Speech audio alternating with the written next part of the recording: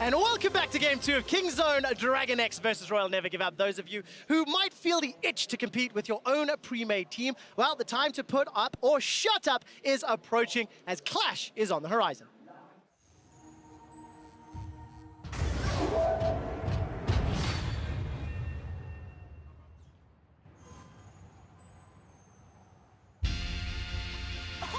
What you want now? What you want now?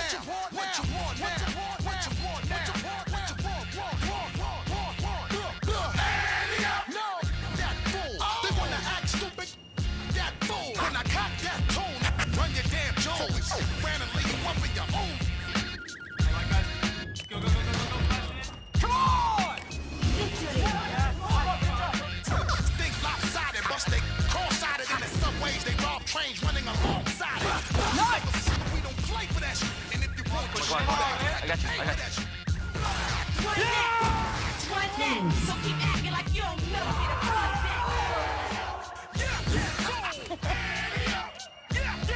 It's the perfect timing. You see the man shining.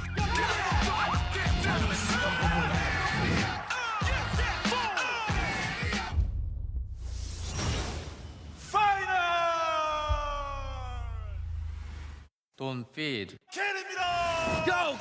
Come on!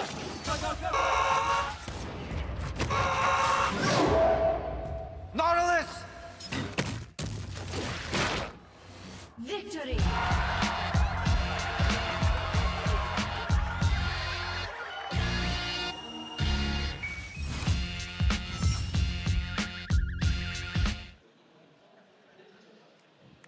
The only thing that would make me more excited for Clash would be if you guys were on NA so I could smash you. You know what? I'm going to restart my old team to Pulsar Party, and we're going to win every single tournament, that's for sure. I cannot wait to show You're not on my team, Trevor. If you're looking for more info on how to rightfully claim your glory, not their glory, check out the Clash landing page Incline and make sure your team's ready to go for the tournament start on May 25th. I absolutely love the cameo from Caster Jun. I hope the losing team got an unlucky.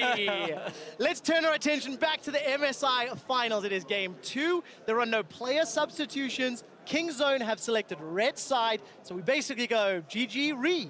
Kingzone should be taking Faker's advice from that little video as Oh, yeah. well. Stop feeding, because that was definitely not the way they want to start this series out. So let's see what they can change for this game here. Ezreal was the first pick for Uzi. They could ban that away. They have Karma, Vladimir, and Kaiser as the current bans on their side. The other option is give Ezreal once again, but this time play a roaming mid laner for BDD. Take a Taliyah, which was so powerful against Flash Rolls. If it is open, RNG can just ban it again though.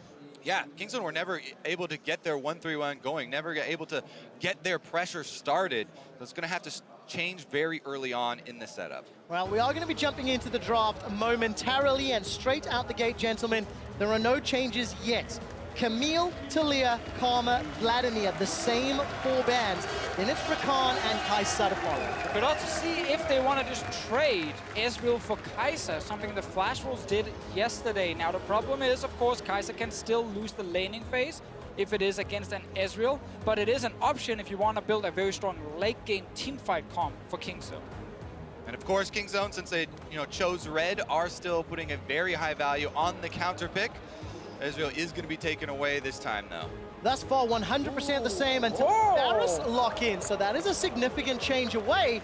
And then, of course, the Irelia Hopper and Confirmation. I've been screaming for Varus all tournament long. Some teams decided to play it early on in the group stage, but then he just disappeared completely. But this is because Kingzone want to win bot lane. They're going to play around the Varus ulti at level 6 and try and see if they can shut down Uzi with it. Exactly. Varus is such a good laner. He can build into Rageblade early. He brings crowd control from the bottom lane, allowing your solo laners to be those DPS users. And Irelia, as you said before, was locked in. So the instant answer here from RNG, ready to run it back. There is sadly some issues for Varus. One of them is a lack of mobility.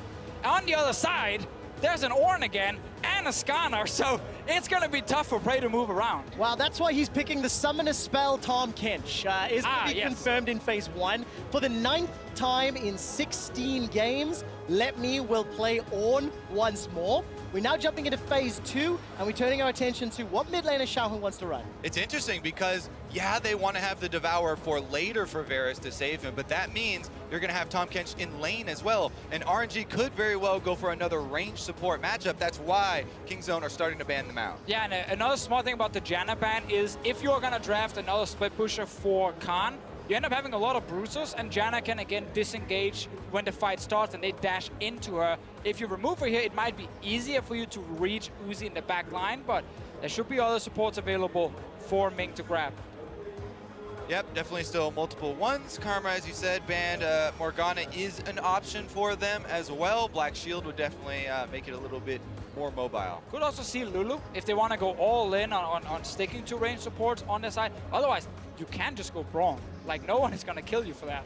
Well, we'll find out if anyone's going to try. Of course, with that Varus TK, there is some possibilities. The final bans, Sion from Kingzone Dragon X, as well as Olaf and Trundle. Peanuts, of course, in the last game ran that Sejuani. Mixed success, never got really a chance to shine. And our Kingzone likely going to lock in the jungler here once more. Yeah, let's see if he goes for the same thing. It looks like, again, it's going to be Irelia, Sejuani, plus another melee bruiser up in the top lane for Khan. Sion here was the answer from Xiaohu against Irelia, but he got solo killed on it. It was just a point engage. Malzahar is there if he wants to grab it. I think it is a fine choice for him, except Tahm Kench ult can be very annoying as a Malzahar. Yeah, Sorry, but Devour. Then you start to get into a scenario where you want to use your Devour on so many different hard CC abilities, so many different priorities that you get kind of confused. You only have one, and you're only going to be able to save one person. So it looks like RNG, pretty quick lock in there on that Morgana, are going to get the Black Shield and the possibility of those bindings from the bottom lane. Now, often what happens in the Tahm Kench lane is a lot of the deaths that you would see from, ganks and stuff on the bottom lane transfer from the AD carry to the Tahm Kench because your opponents are just going to focus well, Catfish. Everyone likes calling him a frog, and I was about to call him a frog. Good recovery. But you always have a couple of people that are sticklers. Yeah, there are quite a few, and they definitely like to yell. And Xiaohu's going to go back to sort of a comfort pick in that Galio. Some supportive can go top, bottom. It's another double tank comp on the side of RNG. Yeah, it's another comp where protecting Uzi is going to be the big objective for them. Meanwhile, on Kingzone's side, we need to see if Khan wants to just grab the Cho'Gath, which he used yesterday very effectively, or if he goes for a different kind of split pusher. No, it is just a tank top lane. So a lot of big tanks in the front lines, but Kingzone's draft, if you consider the fact that it's an Irelia mid lane, that's going to be pretty tough to execute. I think this is a good improvement for Kingzone. Cho'Gath has been the best tank for Khan. Because of the big true damage feast, he's still able to threaten the priority targets. He does it very well. His laning phase has also been the best for his tanks on the Cho'Gath, so I think he's comfortable on this one, even though, like you're saying, you're thinking there was going to be more one of those mobile melee damage threats. I want to put some numbers to that. 3 wins, 0 losses on the Cho'Gath, and yesterday Khan on Cho'Gath out-damaged Prey on Ezreal in a professional MSI semi-final game. I think he's mobile enough when the target is flash eatable, in which case Betty was yesterday. It is very true, but this is an Ezreal with a Black Shield. And it's Uzi's Ezreal. And it's Uzi's Ezreal, gonna be hard to lock down. I'm just looking at the Kingzone draft and the Varus first rotation. That's a very big change for them, also compared to the tournament meta. And now they're still facing a double range setup with the Morgana here. If this Varus gets shut down early game and falls behind, I think this composition of Kingzone runs out of damage. We're gonna find out. One benefit, of course, on the Varus, the new Blighted Quiver, percentage HP. I casted European Masters a little while back, and they even built him AP to exemplify the burst damage. I only bring that up because there's a lot of tanks, there's a lot of HP to burn through on the side of RNG, so if we get long team fights, maybe Varus and those Quiver stacks can do some work. Come down to execution once again and positioning, whether or not Gorilla can keep his AD carry alive. Gentlemen, we're loading up onto the Rift. Peanut, I want to look at him again, the Sejuani. Didn't excite me. I was hoping to see a little bit more. Do you think the pivots now with the tank in the top lane will help or hinder the Sejuani pick a little more? I think it's a very similar setup for them. Khan is definitely confident on this Cho'Gath as far as the lane phase, and you still can go for kills on these tanks very easily. Sejuani up to the top side, they have a lot of abilities they could use to find that kill, but bottom side is actually where the action is. It is indeed. Uzi and Ming going to get caught out. That's a flash already from Ming. Uzi forced to throw his down. Winterval comes out, 3 flashes from Kingzone. They're looking for first blood, and it's found by Prey! It's such a smart level 1 by sending Khan down to the bot lane brush. He sneaks in behind in case someone from RNG are in the river. Uzi had to just flash the first knock-up from Khan to actually get away, but the moment he got hit, he was going to die. Look here, they sneak down, they're not spotted, and the objective is to then walk in behind Uzi and Ming in case they're going in to ward around the blue buff or check in this river area. And it's 100% successful because Uzi does not get to flash instantly. Yeah, a lot of the times you can use the early Skarner Spires as a little bit of bait there too if the teams are gonna just run into the river and look for them. As you said, doesn't flash the Rupture, and the slow costs him his life. And we always have to look at summoner spells used on the other side as well. 3 flashes and ignite for a first blood. Big thing for Kingston was it was on to Prey, but Uzi's back here because it was so early.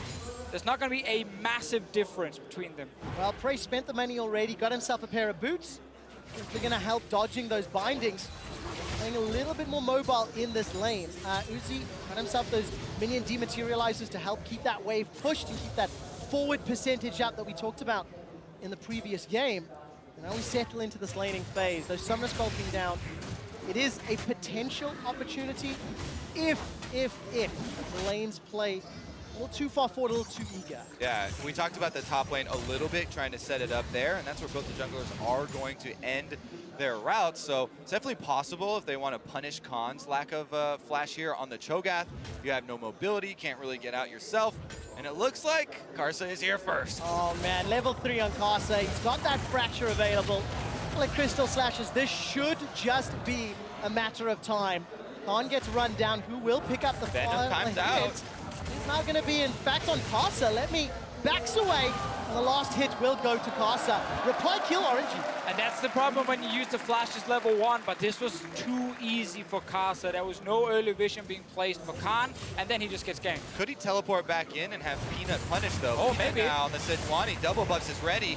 Okay, teleport's going to complete for Khan. There's a gigantic minion wave in front, and Peanut thinking about it, fancying his chances. Too many minions. Too many minions. Karsa is level 4 as well. Xiao and BDD trading in mid. We're going to see a lot of these trades here. BDD, once again, should not be able to die in this lane, but once he gets that shield, once he gets the ulti, we've seen him all in and actually secure first single kills. Yeah, I noticed that BDD has taken Cleanse this time around for his Summoner spell instead of the extra teleport for them, so he can get out of those taunts and be able to finish up one of the kills. Small CS advantage for BDD. So a couple of minions to clear out. It'll work out about the same for now. As it stands, the laning phase will just continue to play itself out. Peanut already shown his face in the top lane, clearing out his jungle. No real threats just yet. And we've got ourselves an Infernal Drake as the first one once again, making that objective even spicier here in the finals. Yeah, even though we have an Infernal Drake on the bottom half though, there's so many juicy targets up in the top triangle with all the Flashes Bone and all these 4 melee matchups in the top and mid lanes that you would expect there to be even more jungle action. This is a very slow gank. Karsa is still sitting in the first top lane brush. Khan is going to push the lane. And look, bottom lane, gentlemen, Peanut waltzed his way into lane. Uzi and Ming were very low. They've backed out. So plays and counter plays, because even Xiao Hu, he had roamed towards the top lane too. Talked about this earlier with the Varus pick, but Karsa is still here. Khan is trying not to step forward. Karsa, we don't get to see if he's fully recalled just yet. He might still just be there. Could have canceled it and waited. We're playing on King Zone Vision for now. And of course, as we flick to full vision, the channel will complete. Yes, it does. Khan survives for now. But this actually meant that, as you highlighted before, with Peanut going bot lane, Prey and Gorilla got to push a little bit. And when you early pick this Varus, as we highlighted before, you need to do well in the early game. You need to rush to that Rage Blade as fast as possible. And that's going to be a big thing for Kingzone if they can avoid giving up a first turret like last game. Definitely true. The Rage Blade and the level 6 coming in, that's where Kingzone might decide to change their tactics. A little while away from that for now. Prey shoving that wave forward pretty heavily, in fact, into Uzi and Ming. The fact that they got a little all-in a moment or two ago with Peanut showing face makes Uzi and Ming just think about their options. Uzi's down to 3 of those dematerializer stats, and Kingzone, they've already farmed themselves up 500 gold lead, which is fairly impressive when you consider how early the game is. They, of course, got that first blood bonus too. Yeah, they got the push top lane right now. They've been controlling mid with BDD on this Irelia. Xiaohu knows that his job is to go with his teammates and make a play happen and not try and 1v1 the mid lane champion. So you get to see RNG just play fairly passive until Kai'Sa decides to go to a lane. Bot lane is still going to be an option for them with double range. Yeah, every time BDD clears that wave, you can see him just threatening to either side of the mid lane. So the vision and the warding around that Galio are going to be very important because of the range of his ultimate. Okay, this time around for Kingzone, they don't have that clear 1-3-1 composition like we saw from game 1 in the series. Obviously with a tank in the top, let's see whether or not Kai'Sa goes for any opportunities. What are Kingzone going to be looking to play towards as this game plays out? They've got that more traditional front line, back line in terms of Varus sitting behind it. I mean, they're still going to have the option to go to all 3 lanes because Cho'Gath is one of the better tanks in 1v1s, and they have the Irelia for BDD, but there is still enough engage from RNG to stop that. So I think Kingzone just said, okay, if they're going to drive so much engage, we need to have a comp that can actually fight them, and that's why they're going for the Cho'Gath top lane gank here. Let's see, let me flashes to safety. Did not want to get body blocked, but summon a spell down. And what we've seen this game already, when top laners have no flash, they are juicy targets. Much like a Gorilla and Prey who are pushing into Uzi and Ming. Yeah, we have Kai'Sa with Predator and Flash ultimate available on Skarner, sneaking into the bottom. There's a cleanse for Gorilla. He instantly uses this one and will be able to escape with the flash. Now Kai'Sa trying to put some damage down, but the summoner spell choice for Gorilla saving his life. Oh, that was very aggressive from Kai'Sa using flash ulti. Gorilla is fairly tanky here. Meanwhile, Peanut is on his way. BDD is moving as well. Remember, there's a Galio ult from RNG's side, but everyone is looking at each other in the bottom lane. All right, no teleport from Khan. There is one for Let Me. In case the bottom lane party breaks out, as we have seen several times this tournament, especially with players like Uzi and Prey, who you want to enable. There's no fight yet. Yeah, and remember, the cleanse is good against all these follow-up CCs. Won't be useful against the suppression, but Morgana bindings, the taunts from the Galio, and the rest of the stuns coming in, even from Skarner himself, allowing them to not chain those CCs together and go for the 100%. And we're just seeing a lot more control from Kingzone's bot lane with the Varus pick here. So good start from them. Tahm Kench as well is probably the best champion for Gorilla because he's so creative with his ultis once we get out of this laning phase, and that's going to be very, very important when you consider the fact that BDD is going to be sitting in that side lane without TP. If a Tahm Kench shows up, that's a 3-man party for Kingzone. Yeah, probably the next thing I'm looking for is what Kingzone are going to do when the first Galio ultimate actually is used. Because that, RNG have the options to go very aggressive. Ornn ultimate, Skarner, and Galio is a very, very good proactive engage combo. Yet Kingzone, as you mentioned, they have the Tahm Kench, and they're the ones that are going to try and work around that big opening. You can already feel this game is slightly less tension than game number 1, with that Fiora in the top lane, as well as the Irelia mid. But it has similar tendencies, this fairly slow-ish laning phase, going relatively even. It was when Kingzone in game 1 started to set up the 1-3-1 that they got punished. And Kobe, after you just talked about that proactive engage tools from RNG, it was being proactive in game 1 that allowed RNG to punish, get the lead, and then close out the game. Yeah, now it will be a little bit harder because Kai'Sa, of course, had the flash used down in the bottom lane and didn't actually secure anything with it. Look at this poke here from Prey, really utilizing Varus, very strong laning phase. And all of Kingzone are looking around the bottom turret here. Big change from the last game. This is, of course, the opposite of what we were talking about in terms of how these two teams have played around their ADCs. 4-man stack in the bottom lane for now. This is a teleport coming out from RNG. There are, in fact, 3 teleports being channeled towards the bottom. We'll make that 2, as it was Uzi TPing to the lane. Of course, the support from Xiaohu to save the tower. Yeah, I like how Xiaohu on the Galio takes the more aggressive teleport location right at the turret with 3 members around. And Uzi a little bit farther down the lane onto the minion so he doesn't get jumped on immediately. And Kingzone, they want to keep doing this, keep pushing in the bottom lane. It's important that BDD moves because otherwise he can't match the ulti from Xiaohu. That's why he's always coming down so early so they can get down the turret, because the faster they get a Rage Blade for Prey, the more effective they can use this Varus to move him from turret to turret. Xiaohu might get ganked in the mid lane. Peanut's on his way. Well, let's see what can happen. Support coming in from Gorilla as well. Xiaohu takes nearly no damage thanks to that W. A very nice suppression to Gorilla. Prey health will buy some time. kill is secured by Castle. Xiaohu is able to get off his damage reduction there, under turret as well. Aftershock proccing, he barely takes any damage, and Karsa's there for the punish for RNG. Now that allows him to take control of your favorite dragon, Trevor. It is my favorite indeed. It just gives a little bit more credence to the team fighting and the scaling, and it'll be not contested at all by Kingzone. So RNG once again get first dragon in the finals. Yeah, such a big deal because it was Kingzone with the control. Still no flash on Caster's side. They were pushing in bot lane with Prey, but they went all in for this Galio, and they just didn't have the damage in time. And suddenly, backup is there. Yeah, taunt and the after Trying again? from Xiaohu definitely allows him to survive. Remember, he didn't have to blow his flash though because of that damage reduction and how tanky he was and how close he was to the turret. So even if they make another pass at mid, he does have that summoner to rely upon. Here's another look at it. Boom. As soon as he sees the ultimate coming out from Peanut, channels it, and he's able to survive very easily. There's the third teleport that this team had. They had kept Letme's in the bag just for this occasion, and Karsa was in the area, so easily able to punish with another one of the ultimates. Let me with another assist. He manages to maintain his 100% kill participation.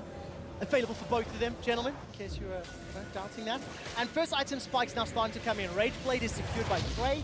He's got that teleport available to him, jumps back into lane, and will get a lot of damage on this tower. Yeah, they got pushed mid lane so BDD can move down. They have the TP back from Prey so they can actually start hitting the turret. This is a big moment for Kingzone to get even more pressure. And can they get that first turret? They're really stopping Uzi from getting ahead compared to the last one. Peanut is on his way down. Karsa is here as well. Flash ult is available.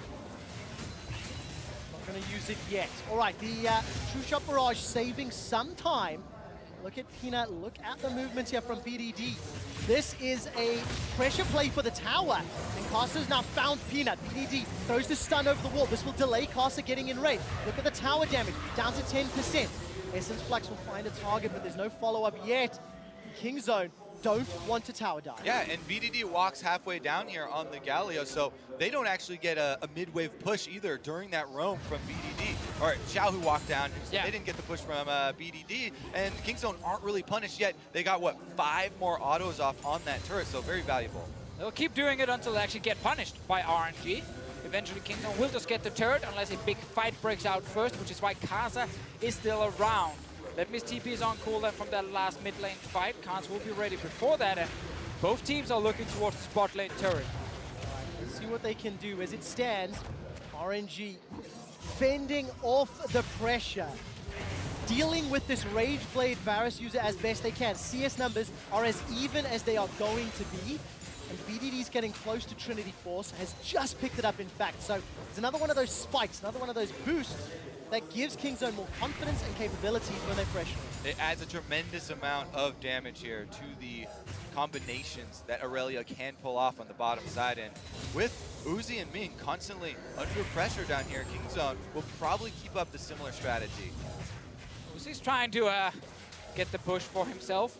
We still have not seen the big aggressive ulti from Xiaohu, but he's most likely just waiting for a Kingzone tower dive against his own bottom lane, and then using it down to stop it from happening.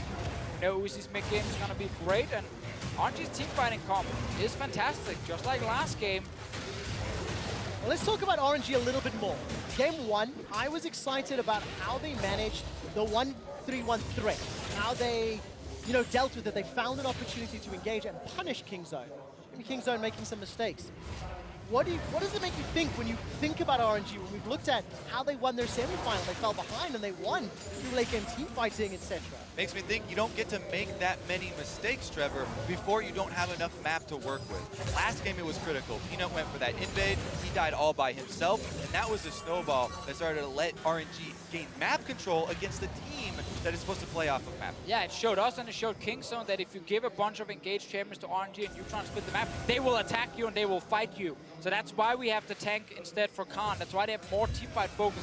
On Kingzone's side, they're still trying for the spot lane turret. Back to the bottom. I think they're going to secure this one. There's not enough members of RNG around. Dark Binding will connect onto Prey. He's instantly devoured. I love the animation actually hovering with him. But Tower First Blood picked up by the Korean representative. 700 gold up. Of course, one tower, and this might unlock some movement. Maybe Prey can be pushed into a different lane and try to accelerate this map play from Kingzone. Yeah, you always want to keep using Varus, just move him around the lane, because if someone shows up to defend on their own, Varus can just ult them instantly and you can create very easy picks. So the fact that Prey have gotten the first turret is important for Kingzone, but it's not game-changing yet. RNG are even in gold. Yeah, they're even in gold, and Uzi is getting very close to his Trinity Force on Ezreal. Once you get that, once you get the Muramana transformation, then RNG get to bring him to the fights rather than having him be struggling down here in the bottom side, constantly under threat of this Rageblade Varus. Yeah, Rageblade Varus can do very well in those extended trades if he's allowed to stand still and shoot. Uzi's going to try his best not to let that happen. Uzi's going to try land those Mystic shots, push him away, get some chip damage before any of those long-standing tank fights can even matter. That's actually one of the very interesting things about Varus and the amount of damage he can deal, as you highlighted there, especially against tanks. We saw Prey doing Worlds have one of the records for most damage dealt or damage per minute. And that was on Varus. It was an Ardent Sensor meta, and he was hitting a Maokai for basically every single team fight. But you can't do that if you can actually stand still with the Rageblade, and he's most likely going eye edge as well, so you get a crit towards the late game. It's an expensive build, but of course you spike on one item. Well, speaking of those builds, those AD carries in the bottom lane, the Dragon is about to come up in 2 seconds, and that might be the site that actually draws them back into another confrontation. Galio Ultimate is ready. Teleport from Let Me is also ready, and these are going to be level 2 ultimates that they bring to the fight this time. Yeah, and crucially, no Trinity Force yet for Uzi. He's decided to upgrade the Ninja Tabby, and RNG start Dragon when they see the recalls. They are punishing this timing from Kingzone. Yeah, exactly. They see that, but there is TP and Tahm Kench ulti available in case Kingzone wants to rush down and fight. Kasta is dropping very low. Vision Control and a Skarner Spire allow him to burn it down quickly, but Peanut's here! Not going to win the Smite fight. Kasa takes it down for now and will be forced to flash over the wall before he escapes with his life, but the objective is secured. And that was getting close though. Kingzone almost showed up in time. We have to constantly look at Gorilla and this Tahm Kench and where he's going. He's so aggressive with the ultis. We saw one already. That kind of backfired. Hopefully we're going to see more though, and these ones will not backfire. Yeah, that was an abysmal voyage actually last time around for Gorilla towards the mid lane. Cost him his death that he's sporting there. He does now have a Quicksilver in addition to changing his cleanse to exhaust for the team fights though. He's been able to supplement his summoner spells with item build. So he's going QSS. Prey's actually going for the AP build on Varus with Nash's Tooth coming in second. There is a lot of damage coming from it, but it's not the crit build that we otherwise see from Varus players. We'll see how effective it is, because he needs a lot of time. You need to get multiple stacks. You need to get that W. You gotta proc it. You have to hit it. And that's what I want to see. Of course, against Ornn, Skarner, Galio, it does make sense. You just have to dodge everything that Uzi's doing, and that's important and difficult. When Uzi in the previous game, gentlemen, dealt 47% of his team's damage. That was a single damage or single carry threat with a lot of tanks to support it. That's what you'd expect in that type of comp. Feels good to be mid-spiking AD carry with a bunch of tanks on your team. Here we go. Speaking of mid lane though, Kingzone, they move up, and merely by threatening on the mid lane, the Predator is popped and it times out. Okay, gentlemen, I need you to put some prediction caps on. We have had 20 minutes of flirting with team fights. When will we get our first big team fight? I mean, it could be so soon here. Both teams will not even go towards a Rift Hell because Baron is spawning soon. Instead, they're just constantly sieging against each other in the mid lane. Like, we're waiting for this one team to say, okay, now it's time. Let's just go for the engage. If I was this team, I would say it's time when Ezreal completes his Trinity Force. As soon as Uzi is able to get that Trinity Force and get up those damage numbers you're talking about, Trevor, then we have the Ornn Horn. You just blow that sucker, get Skarner to run in, and Galio to jump down. But then Prey is back. He gets his Nash's Tooth. He goes into the first team fight. He starts proccing some of those Blight stacks, and he's like, well, where's your tank? He died. We're going to find out who will win that theoretical fight, because the Muramana is about to be upgraded here for Uzi. He's very shortly going to hit 750. Did that very minion wave. I think he's got enough gold to finish off that Trinity Force as well. And Baron has just spawned. So a number of pieces falling into place now for RNG. Officio's got some big talk, but a good friend of mine, Captain Flowers, once told me, when Ornn blows the horn, you better run. Could he find a rhyming word to finish that sentence off? We'll have to ask him to get us one for later. All right, how about this? When No, you've lost Oh, it. You've you lost committed it. and you Take a couldn't. look at this, by the way. Prey teleported back to the mid lane. Oh, stop Trying ring. to fend from the siege. He has the Nash's Tooth completed. Uzi has a teleport of his own. We'll be picking up that Trinity Force. And as the arms race continues to scale, we are setting ourselves up for some gigantic mid-game team fights. when you hear the horn, you run from Ornn. How about that one? All right, give me a call when we see the team fight. I'm looking at the vision now, and there's not a lot of deep vision from either side. Thank you, observers, for floating over that as Peanut needs to use that Arctic Assault just to get outside the pit. So get mid-control, take a tower down, push deep vision in, then set up for Baron. We're many, many steps away from that Oh, objective. yeah, this is gonna be fight each other first, and then you can get a Baron after, most likely. Kingzone should be the only one who can maybe rush it down with the Cho'Gath. Another siege around the mid lane. Binding does hit, but Gorilla gets out of it with the QSS. That is now on cooldown in case Kasa looks for fight, but his flash is also on cooldown. Both tanks push out, go to their mid lane. No one gets to start a fight It's yet. unbelievable. Paris has been tearing the roof off Zenith with volume and noise all event long, and it is like a library in here while the fans and viewers are waiting for this inevitable team fight. Whether or not Kingzone is going to go toe-to-toe. Now, Xiaohu will be the recipient of yet another gank. He's going to flash over the Irelia ultimate. Tahm Kench will be arriving with the Abyssal Voyage, and thanks to the use of that clock, the stopwatch, or the hourglass rather, has bought enough time. Xiaohu escapes with his life. Yet again, they try and dive Xiaohu, but he stays alive. That was quite a bit used there from Kingzone. What will a recourse here be from RNG? Trying to push mid lane in answer now, but they're gonna lose this top turret. Yeah, I think RNG here will end up giving another structure, and we actually see a small fight here. All right, some damage onto Gorilla. Now remember that QSS was used. He is just blown up with that Trinity Force. Prey escaping with his life, but the Dark Binding falls short. No true shot barrage to take him out. All right, RNG, they still need to take the tower out because Kingzone got top. And the punish was in the mid lane there. Karsa's able to get the sting onto both of them, 2 for 1, because one's inside the belly of the frog. They get the kill for Uzi. Now they're pushing on the turret, and they're trying to get 2. What an answer! Kasa sneaks into the enemy jungle and hides their surprise in Kingzone's bot lane. And because Gorilla wasted that QSS on a binding earlier, he ends up going down. 2 turrets in the mid lane, what actually looked like a fine play from Kingzone, just backfired. As well as Prey's flash. So 2-for-1 tower trade. Despite the fact that gold is even, Kingzone are now in a defensive position in that mid lane. And they get punished once all the dominoes have fallen. And it was Kingzone that started that sequence of events by trying to dive top. Now the reward would be another dragon though. 7 seconds, and Kingzone are doing the homework first. Scuttle Crab down, establishing vision. Such a smart move from Kasa, knowing that this is the way back to defend the turret. And he goes for the Tahm Kench, pulls them both in. I don't believe his gray health was even activated there. Uzi was able to burst him down first, and that's why it was so surprising and quick. Cloud Drake did drop here. Kingzone managed to pick it up. We're setting up for another fight in this game. Prey no flash. So when that horn comes in, only Gorilla can save him. Otherwise, he will get collapsed on. Okay, based on what we've seen from these two teams at the mid-season invitational, who is going to outperform in these late-game team fights? We are even in itemization, in gold. Towers are even, despite them being in different places on the map, and this is just going to come down to whoever can win that boxing match. We often looked at this game and said Kingzone early to mid game, RNG late game.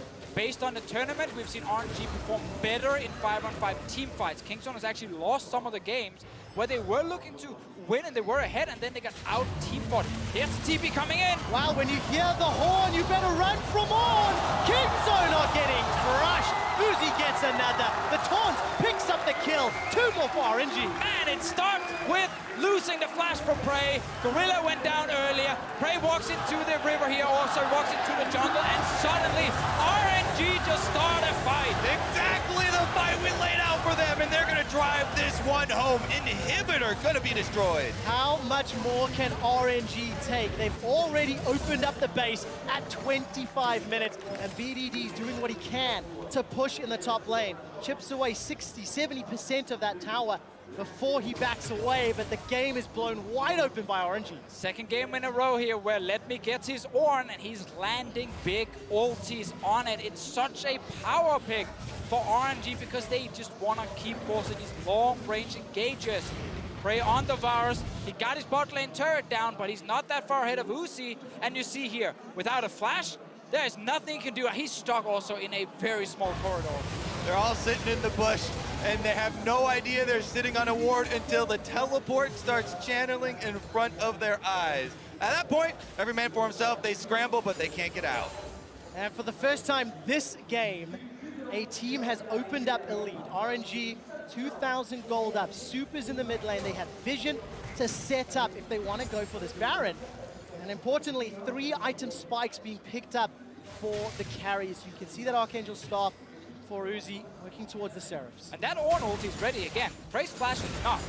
RNG have a window now. If they're actually forcing anything, they can kill Prey again so easily. He's now falling behind in items compared to Uzi, despite Kingzone getting that first bot lane turret. So it is a huge moment again for RNG to be more aggressive. They're getting the Baron control. Let Me is pushed in on bottom side, but TP's there. If he goes for it, Prey dies. Such a difficult situation to be in. Kingzone need to try and find a way to come back. A lot of games this tournament, once a team has got ahead, they've managed to close out. RNG the only ones that really have bucked that trend. And you could argue that's because Fnatic were so poor at closing games out, the weakest of teams, and when they got ahead, they couldn't close. And look at this, RNG, the 4th tower of the game. Now they can set up a Baron. You can see all the pings on the mini-map. Very clearly the next objective. Something else we have learned over this tournament is that Kingzone do not look good playing from behind.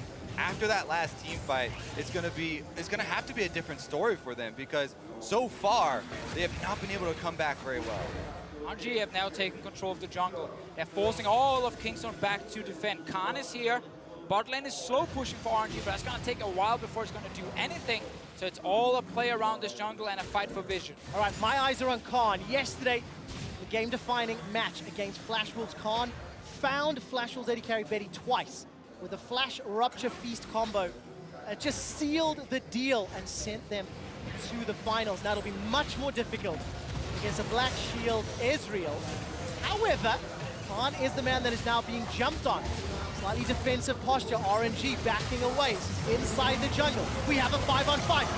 So are engaging. The Ornn comes down, 3-man knocker. Dash over the wall for BDD. He's looking for Uzi, but take a look at this. Galio's out of the pit. All of RNG running for their lives. That's a massive knocker. Khan gets the rupture. First victim of the fight is Xiaohu, and Kingzone are not done yet. They turn their attention back and they're looking for more. Oh, let's see if Kingzone can get something else here. They're very low. Uzi's also almost dead if they can just get to him. Oh, keep an eye on him. 400 hit points. BDD's looking for targets to Blade Surge. Not going to be able to find the stun though as Carster's on the front line. The last remaining full HP tank. Khan gets the rupture to Levy. There's at the back end. There's a 2-for-1. The Ornn manages to pick up a kill before Khan shuts down Levy. Royal never give up. Have lost this fight. And Kingzone appealing for Baron.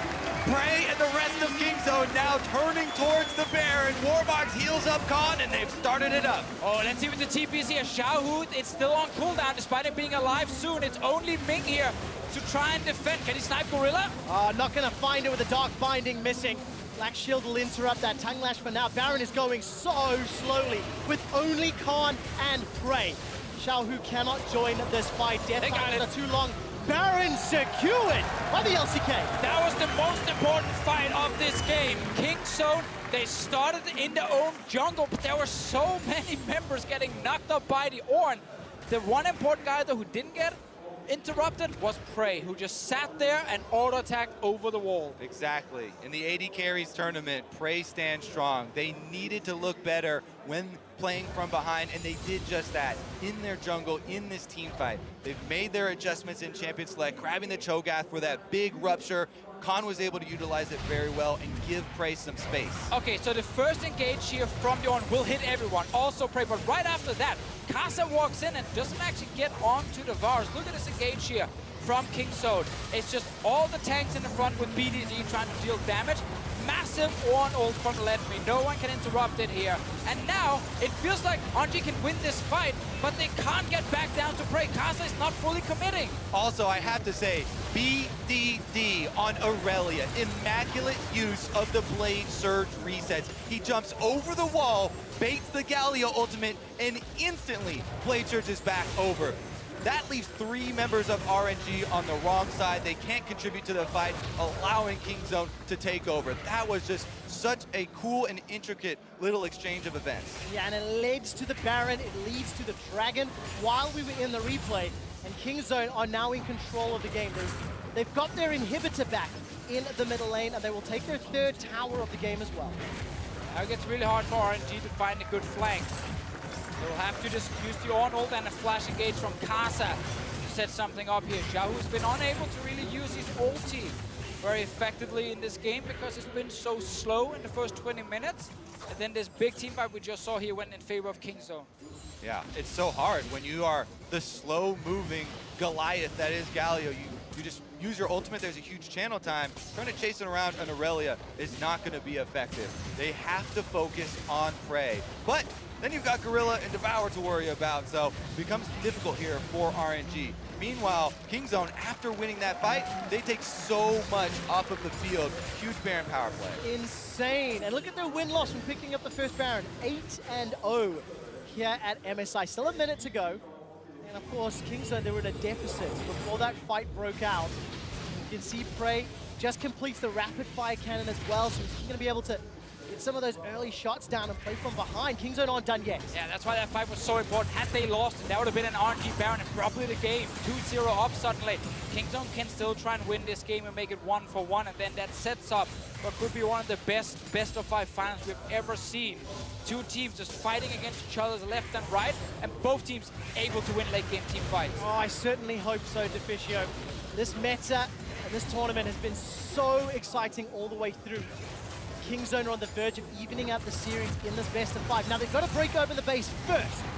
Baron will time out in 20 seconds, and despite BDD being rooted by the Dark Binding, RNG are doing a decent job at fending off. All right, gets caught in place. Chain of Corruption was spreading. Letme's taking a lot of damage. He's locked in, locked down, and taken out. Here comes the Hero's Entrance, but it will not save Toss's life. More victims will fall as Xiaohu is taken out by Gorilla. Kingzone, Ace, Royal never give up, and they take down the inhibitor, turning their sights to the Nexus. Yeah, Kingzone, they're so strong here. The front line just cannot die. They rush straight at RNG, and meanwhile Prey just sits behind them and kills everyone. Moments after winning the fight in their own jungle, down in gold, Kingzone are going to be able to take the Nexus from RNG.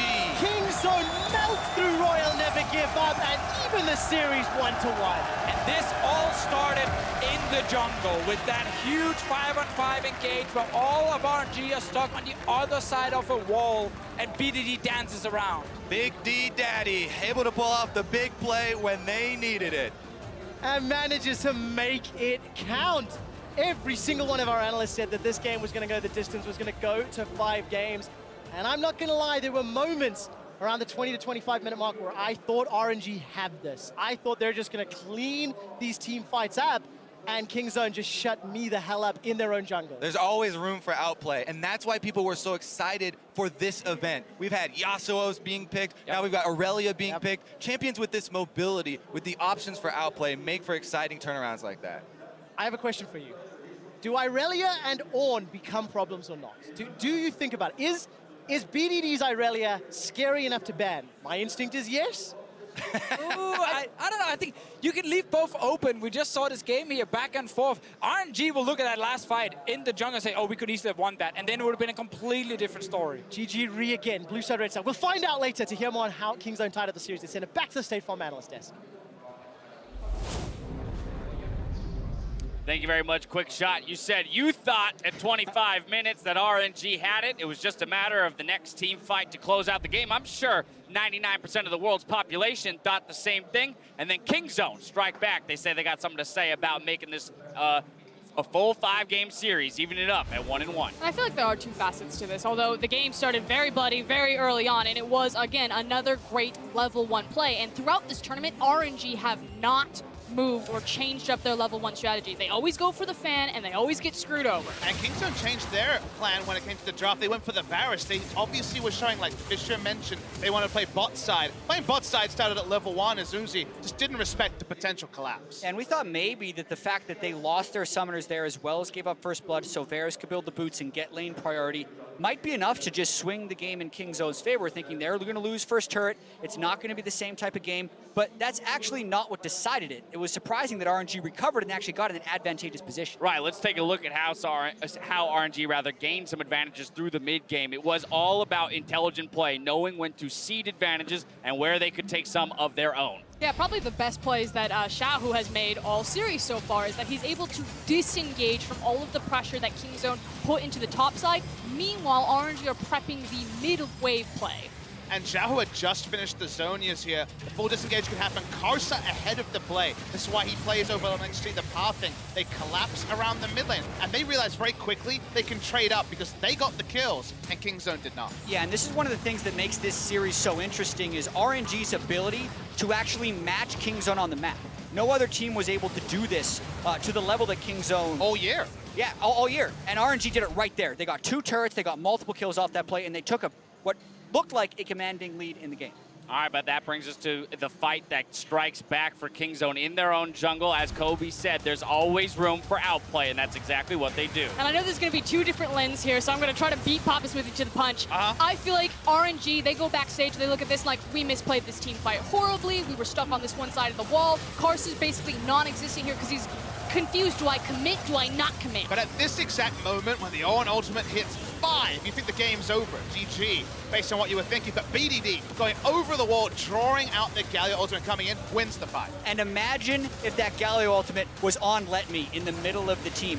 That may be a completely different series, but what matters here is this is a series-saving fight for Kingzone. If they go down 2-0 in that fashion, do not get side select in the 3rd game, have to go up against an Ezreal and tank composition again, it's trouble. But the fact that they clutched this out, and not just that initial fight, the extension of this fight to actually get Uzi was so crucial. And I do want to make a special point to Khan's Cho'Gath. Yes, it was BDD's Aurelia going over the wall, but also the rupture into silence that Khan was able to chain and allowing him on this Cho'Gath to have this massive 5v5 advantage. They saw what RNG drafted in game number 1. Kingzone decided to go for tit for tat and match them. International events are about moments. We don't know if that is the series-defining moment, but for BDD and Kingzone to clutch that fight, we were walking up here expecting to be talking about a 2-0 for RNG. The game changed on one big team fight. We won't know now, but we may soon enough whether or not that was the fight that turned the tides of it all. I do want to push forward one more time to the final fight of the game. This one inside RNG's base. And at this point, there's just so much momentum behind Kingzone. Again, Khan, he's able to, in tandem with Prey, try to lock up Uzi, force him to use his shift defensively, and then once they have the go button, BDD rockets forward. Yeah, and I think the fact that Kingzone was able to apply so much threat to Uzi allowed Prey to free hit on that fairly unique-looking Ezreal build. He thought he was going to go full AP with an Asher's Tooth. He pulled in the Blade of the Ruined King. That was like the perfect combination to be a tank shredder. The AP ratios for the percent health on the passive, as well as just the percent health on the Blade of the Ruined King with attack speed. And the damage shows it at the end, nearly damaging the same as Uzi's Ezreal. Yeah, as the first went on, we wondered where he would go. Even the Gunblade was a consideration, but went for the Blade of the Ruined King, all about the shred, the high attack speed. That means he needs to be free hitting. So the fact that the Galio taunt had to be used so early means that the threat onto him was actually relatively low. And you talk about moments, Papa Smithy. I can see the exact moment there for Kingzone. And 27 minutes in is when this series potentially changes. But you got to remember, we all thought it was going to be a 5-game series. I would have been pretty disappointed if Kingzone didn't show some signs of life. The whole tournament, they haven't been able to play well from a deficit. They finally did here. Yeah, we asked which was more likely, a 3-0 for RNG, a 3-0 for Kingzone. I think it was starting to trend in the favor of an RNG 3-0, but as you mentioned, series-saving play there for Kingzone in that game too. They're going to push us to a 3rd game and at least a 4th, and that's where I want to start talking about what's the response here for RNG. I mean, if you're coming out of that game, knowing that, hey, just maybe one or two mechanically different plays made in that team fight, we've got it. I almost feel like you don't do anything. I've got two questions. Do we know side selection and do we know subs? Is this the time where you pull for MLXG? RNG Blue, no subs. Okay, so sticking with Karsa and sticking with the Ezreal priority. And knowing how confident RNG is as a team, that's not very surprising. This is a game in which they gave up first blood and all their summoner spells bottom lane in a lane that they thought they were going to take first turret in. We're still up 5,000 and think if they play that team fight better, they're in a commanding position to win the series. Actually, they're thinking they want Kingzone to change. Right, I was going to say, so do we think RNG should be comfortable sticking to their guns with what they had here in Game 2? I think you change one gun. I think you ban the Aurelia. I think it's causing too much trouble. The Sion solo kill, eventually they got over the line. This time the Galio didn't really impress. I think an Aurelia ban is needed. We say that, though, and which one do you drop, the Rakan, the Taliyah, or the Camille? Because Taliyah and Camille, to me, are unmovable from I think that the ban Rakan list. could be left open. I think it's a possibility to play with them if that was my choice. I actually think there's more counterplay around the Aurelia rather than banning it. You can grab a Janna, you can grab a Tahm Kench, you can continue to stack tanks in the mid lane. Like, I understand BDD looks amazing on Aurelia, but I feel like if you ban it, you just get too rigid in your strategy. So it's crazy to think then that the team that won the game, we might suggest needs to make more changes. If that's the case, I don't want to put words in your mouth, what should Kingzone do here back on red side to make sure that they don't fall into that hole, that they don't have to outplay to a ridiculous degree just to snag a victory? I still like the Cho'Gath. I like that they're formatting themselves into 5v5 and saying we can't, split up the map away from RNG, so we might as well meet them head on. I still think that the Cho'Gath is the most important pick for that to work then, simply because we haven't seen Khan pull out the Ornn, I think, at all this tournament. Yeah, correct. 0 picks to the 9 one game of Let on Me. the year. He's played one single game on Ornn, even just in the LCK. And Dash, these are two teams that are supremely confident. I mean, Kingzone, even though they did change their AD carry pick, didn't change their bans at all after getting shellacked in Game 1. Right. So the fact that they won, and then the fact that RNG also had the lead, leaves it at a pretty high possibility for that old salty run back. We've seen it once in MSI history. Game 1 and Game 2 between SKT and CLG 2 years ago had exactly the same picks and bans. There's a chance that that happens here. All right, well, Kingzone have shown they're not going down without a fight. Meet us here for Game 3 to see who can bring this series to match point. We'll see you here after the break.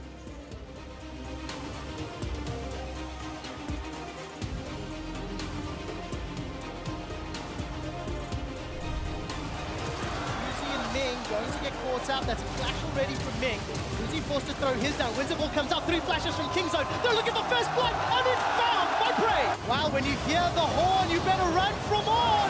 Kingzone are getting crushed. Uzi gets another. Con gets the rupture to Levy. There's in the back end. There's a 2-for-1. The Ornn manages to pick up a kill before Con shuts down Levy. Levy's taking a lot of damage. He's locked in, locked down, and taken out. Here comes the hero's entrance, but it will not save Karsa's life. More victims will fall, and Xiaohu is taken out by Gorilla. Kingzone, Ace, Royal never give up, and they take down the inhibitor, turning their sight to the Nexus.